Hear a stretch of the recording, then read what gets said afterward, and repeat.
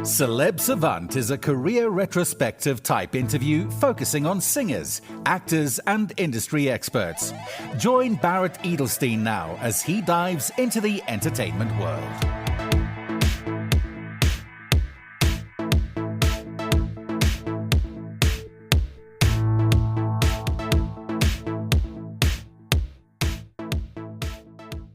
American Ned Evett is a performer, musician, and guitarist. He created the glass-necked fretless guitar and the glass slide capo, revolutionizing the way guitar music is played and heard. His performances are a thrilling fusion of technical brilliance and raw emotive power. Ned's CV reads like a who's who of music royalty. He has shared the stage with legends such as Leon Russell, the Allman Brothers Band, Robert Cray, Eric Johnson, Sting, John McLaughlin, and he recently finished opening for guitar icons Joe Satriani and Steve Vai in Europe. Guitar Player magazine calls him the world's first fretless guitar rock star, and his newest album, Strange Kind of Freedom, cements his place at the cutting edge of modern rock and guitar history. Up next on Celeb Savant, discussing his journey in the entertainment world and his upcoming tour of South Africa in September and October of 2025, is Ned Evett. Where in the world are you and how are you doing? I'm doing very well, thanks. At the moment, I'm in Cape Town. So Okay. I'm kind of local. Let's rewind. At what age, whether as a child or a teenager, did you feel, okay, I want to be creating music, I want to be in this world, and how did that journey progress? I was 11 years old and I inherited a ukulele from my mom. And she taught me a bunch of songs on the ukulele that her father had taught her. So it was in learning how to do that that really made me think, oh, I could do this. I could play songs and strum and entertain people.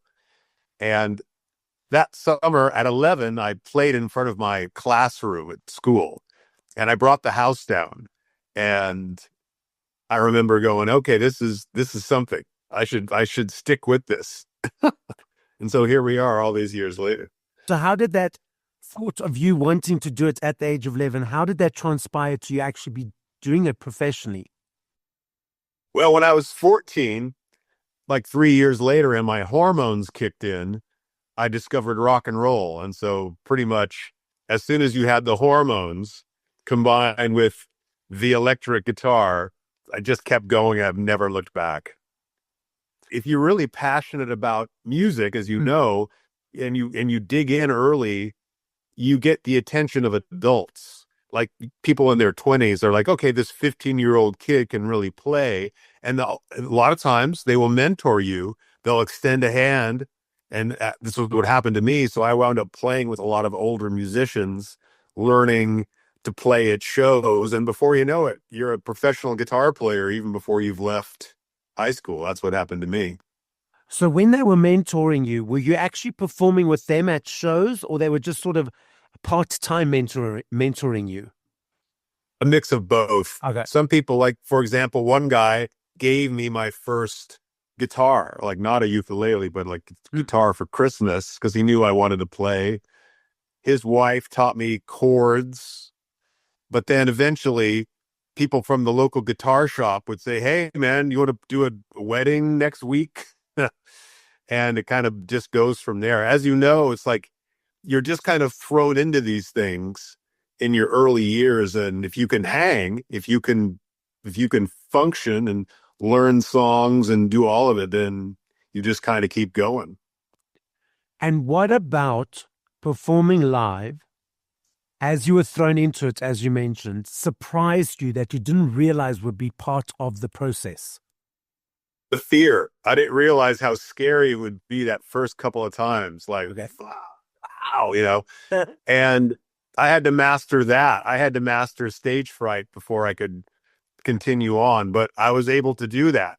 So there's these thresholds that you pass. And that was one of the thresholds. The thing I didn't realize was it's intimidating being up in front of people initially. How did you master that stage fright? I would say it was definitely like almost like a a meditative type process. You just tell yourself, I'm not going to be scared. And you just kind of like hold it together. You train your nervous system not to get freaky. Yeah. For example, this is a good point. Like Eddie Van Halen famously said he was really nervous as a kid, and his dad taught him how to drink alcohol before every show, which turned, unfortunately, into a lifelong issue with alcohol. Which I think if you could avoid doing that, it's in your best interest as a young musician to avoid drugs and alcohol as a means of being comfortable on stage. Yeah. I think it's a huge mistake. I was able to avoid it just by mind over matter kind of thing. It's interesting you say that, because beyond the stage, and this is a perception that I have, is that a lot of people use, especially alcohol. I mean, drugs is something different conversation, but people often use alcohol to remove their inhibitions. So you often find people going for dinner, going for parties, just being out and like, oh, I need to drink. And it's not a need of drinking. It's that feeling of, okay, I need to remove my inhibitions to be able to relax and enjoy myself. It's a very societal thing that's happened, because it's a thing that people have had to learn to, okay, I need to put masks on in different situations. And in order to remove those masks and just be myself, I need outside things to allow me to remove them. So it's just an observation on my part. And it goes beyond just being on stage. Yeah, I mean, those are very good points. And when you remember, of course, music often happens for most of us in a club where there's alcohol. It just becomes a slippery slope. And what I would just say to people is, if you just literally wait 5 minutes, we all get nervous around people. If you can just wait 5 minutes, your real personality will show up. But it's usually too nervous that first 5 minutes. So if you reach for a drink to kind of get it to present itself quicker, you're always going to need that drink. Yeah. What do you love about the guitar? I love that the guitar is still interesting after playing it for all these years. You know what I mean? It's like you get great at it, you feel pretty good about yourself, and then you get into a hole and you suck, and you reach a plateau, and then you just keep going with that process of slowly learning more. I mean, it's crazy, right? It's like Hendrix and those guys in the late 60s, and that's 50, 60 years ago, and people are still discovering new things to do with it. I play fretless guitar, so that's kind of my take on it. But many people like come up with their own unique sort of thing that they do with it. It's just so versatile. You know what I mean? And people still dig it. People still love to come out to shows and see people play the guitar. What is fretless guitar? Fretless guitar is a variation on regular guitar. Most guitars have metal ridges down the fingerboard that if you put your finger here, that's an F. If you put your finger here, that's a G. On my guitars, if you put your finger here, it's sort of an F. And then there's literally 12 notes between two notes, like 1, 2, 3, 4, 5, 6, 7, 8, 9, 10, 11, 12. So I have more notes. It's more like a violin or a cello or slide guitar. And kind of, it's one of those things. It's very challenging, but it's also very rewarding after you invest the time and you get it down. First of all, how did you find the fretless guitar? In what part of your journey in being in the music industry did you find that specific part of the instrument, and what attracted you to say, okay, I want to now play it on this? I would say when I was like 15 or 16, I saw a guitar player named Adrian Belew play fretless guitar on television with a band called King Crimson. And he brought it out for one song. And I was so taken with it. But that when he put it away, I was bummed. I'm like, oh, I want more fretless guitar. When's he going to bring that back? And he never did. So I went, I'm going to develop a style that's nothing but fretless guitar so I can listen to it all night long. So that, in a nutshell, that's how it happened. And it's really funny because years later, I met Adrian Belew and he produced one of my albums in the studio. So I got to work with the guy that gave me the idea in the first place, which was a really amazing experience. You referenced that it's more challenging and more practice to use a fretless guitar. And there you mentioned 12 chords add between A and B, if I'm correct in my understanding. What other things or other aspects about it is different to playing a normal, in inverted commas, guitar? Let me see. It has a more vocal sound. It has a quality to it. It's hard to just, unless you're actually playing it, and it's kind of hard to describe. But I would say I'm from Nashville, Tennessee, where we play a lot of country music, a lot of blues music. Fretless guitar allows you to get into that sound very readily. Once you've invested the time and you're playing it, it's got that sort of bluesy element is inherent in the guitar. Mm-hmm. And so that's one of the things I love about it. You said it takes time to invest to learn to play on it. How much more time does it take to learn to play on this compared to, again, in inverted commas, a normal guitar? The joke is it takes 2 years playing a fretless guitar just to suck. Oh, wow. And I don't know if that's true, but guitar learning curve is pretty steep. It's like you have to be willing to suck for a period of time before you start to get the good feeling and the good feedback. Fretless guitar, the learning curve is even steeper. But that being said, you can play regular guitar with frets and chords and then pick up the fretless guitar after you have some facility. That's how I did it. I don't play fretted guitars anymore. I just play fretless guitars, all I do. What keeps motivating you to get up on stage and perform? One of the things is I play with some of the greatest guitar players in history and in the world at the moment. I just got off a 2-month tour touring with Joe Satriani and Steve Vai as their opening act. And when you're playing with musicians of that caliber, it pushes you. And beyond that, just playing for an audience of new people every night who you've never met are hearing you for the first time. You want them to have the best time.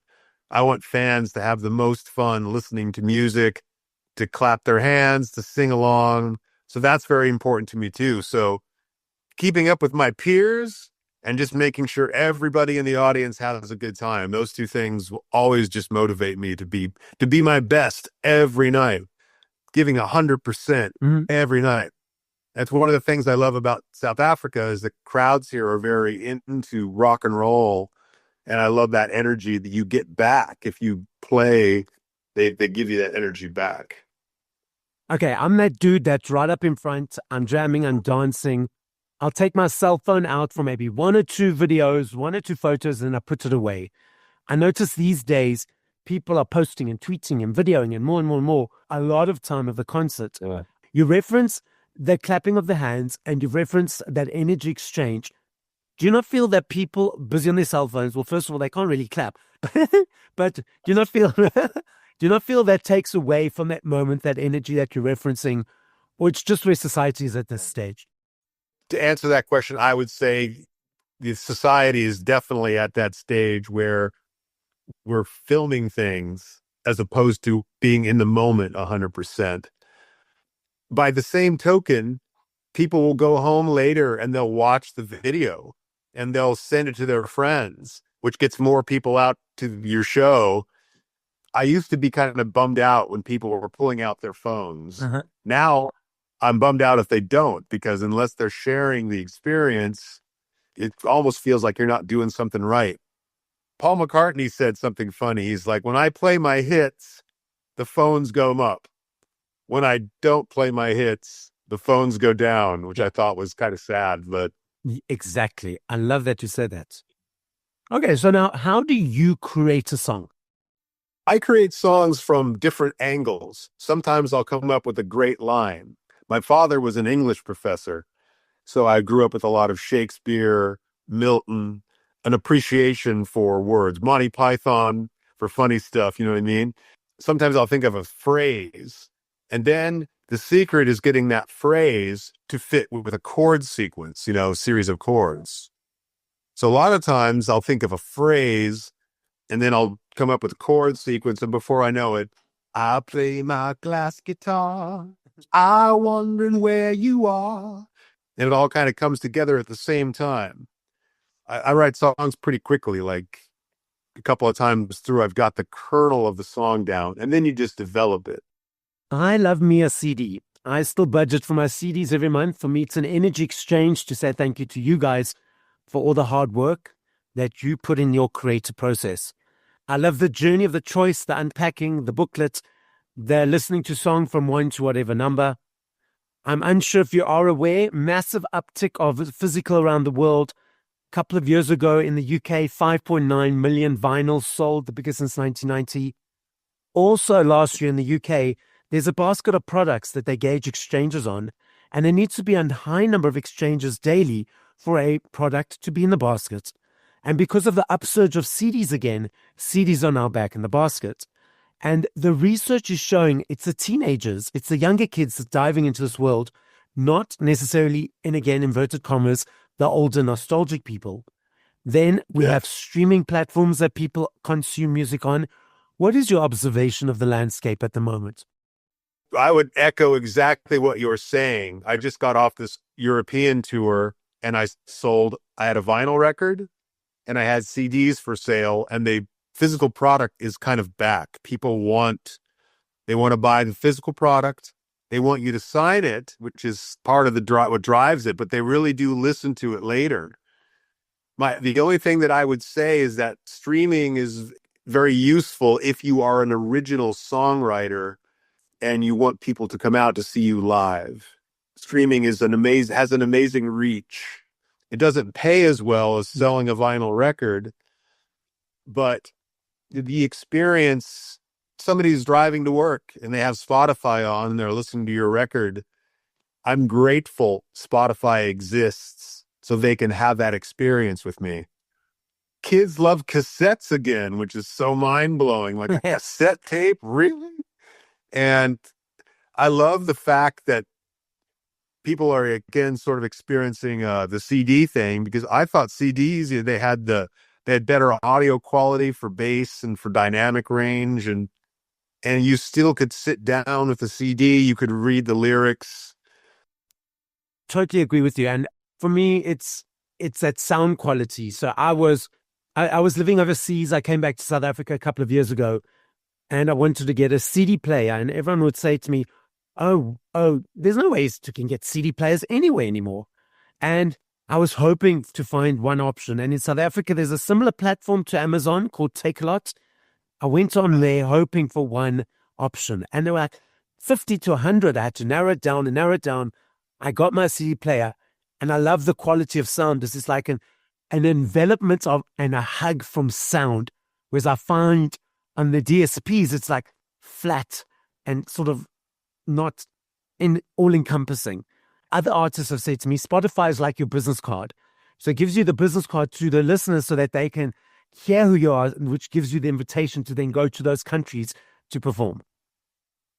Absolutely. YouTube as well. YouTube kind of functions in the same way.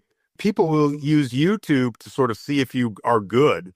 Like, I saw your name, I saw you play a glass guitar, but I wanted to see if you're any good. So I went to YouTube, and then they kind of evaluate if you can do it live. It's very interesting the way that consumers are using these tools to find new music, to, like you said, the inverted economy, connect with stuff that they used to know. And of course, it's too much. There's too much music out there to ever listen to anymore. And now with AI getting involved, creating music, I really feel it's going to come down for a while. Who can play live? Who can I go see be a human being on stage? And I think that paradigm will exist for a while still. And I'm happy about that because I'm a human being. Yes. That plays on stage. Yes. So you've got your upcoming tour of South Africa, which is going to be happening in September. You're going to be going all around the country. Is this your first time performing here? Second. Okay. I was here in December and January of 2024 and early 2025. And I loved it. So I'm coming back for more. I have a South African backing band called the Cracker Jacks. Okay. Who are extraordinary. They are very dedicated. They have learned my music, and I'm thrilled. I'm absolutely thrilled. I'm thrilled at the enthusiasm that South Africans have for music, and also the business. They're very cognizant about, where people are at. Like things are expensive here, times are tight, but people still want to go see music. How can we make that happen for them? And I like the concern the musicians have here for the crowds and the fans. What can the crowds expect? What can the fans expect from the upcoming tour? They can expect fretless guitar, glass. I have this guitar that's made of glass. I have a titanium fretless guitar. And we're also making a guitar right here in South Africa, a fretless guitar with a glass fingerboard that we're going to raffle off at the end of the tour. Oh, wow. If you get off the couch and you get a ticket to one of my shows, it enters you into the drawing for that fretless guitar. So the band is just, again, the band is very rocking. It's going to be a night of fantastic guitar playing and also very memorable songs. People can sing along, they can clap their hands. It's definitely a songwriter sort of thing as well. I think that's the most important thing almost, is the song, as opposed to what you're playing it on. So, okay, I get you. Ned, I love this game. I know if I had to ask you this question in 2 years, 10 hours, 5 hours, I know your answer will be different every time. I understand that, and I recognize that. I'm not saying favorite. I'm saying top of mind. If you had to push play to 5 other artists once we finish this conversation, who would those artists be? And if you can think of specific songs of theirs, what songs would you play of theirs? That's actually a great question on what song. That's actually a really great part of that question, because an artist, of course, they have probably multiple records out, multiple songs.